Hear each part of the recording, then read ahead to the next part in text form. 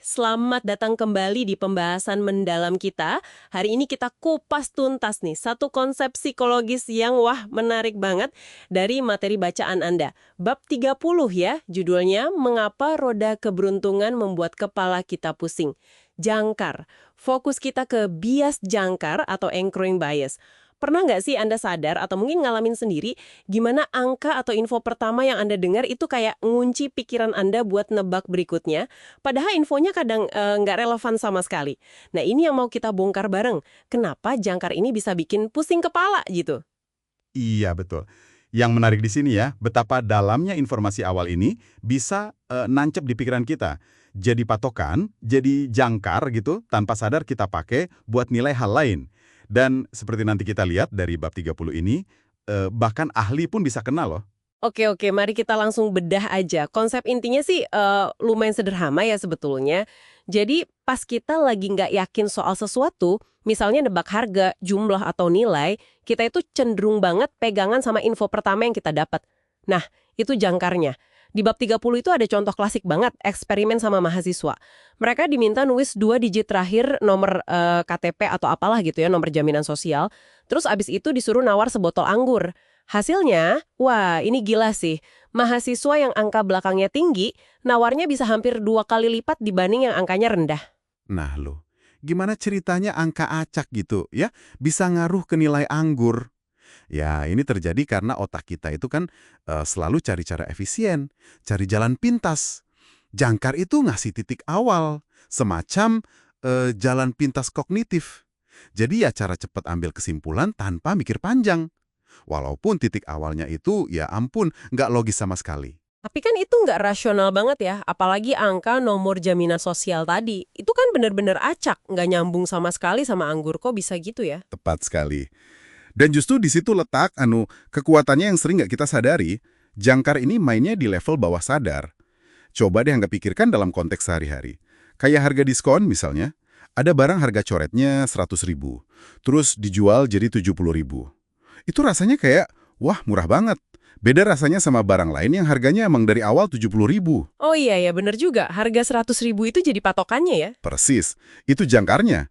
Bikin diskonnya kelihatan signifikan banget.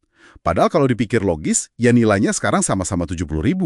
Tapi karena ada jangkar tadi, persepsinya beda. Nah, di bab ini ada contoh lagi yang menurut saya makin nunjukin betapa kuatnya bias ini. Ternyata nggak cuma orang awam, para profesional pun kena. Ada studi lain kan ya, agen real estate yang udah pengalaman diminta nilai harga rumah.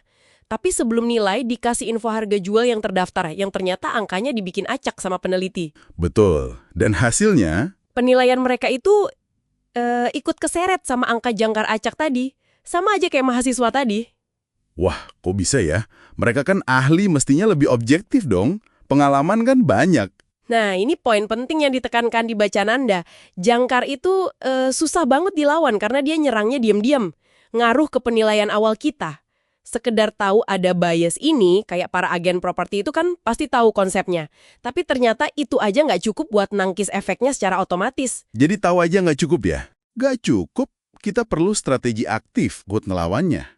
Implikasinya ini luas banget loh, dari mulai negosiasi gaji, mutusin investasi, sampai cara kita nilai orang pas pertama ketemu.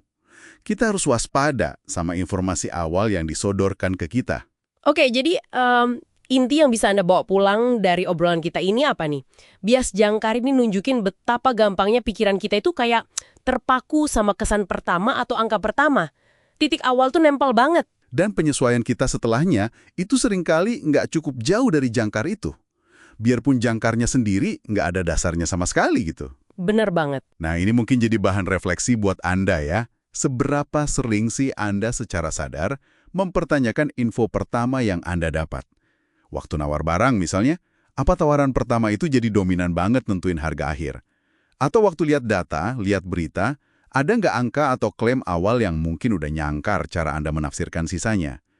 Mungkin perlu cari pembanding lain secara aktif ya? Iya, cari sudut pandang lain gitu ya. Betul, biar bisa lepas dari jangkar yang mungkin aja menyesatkan. Sebagai penutup nih, coba kita renungkan lagi judul babnya.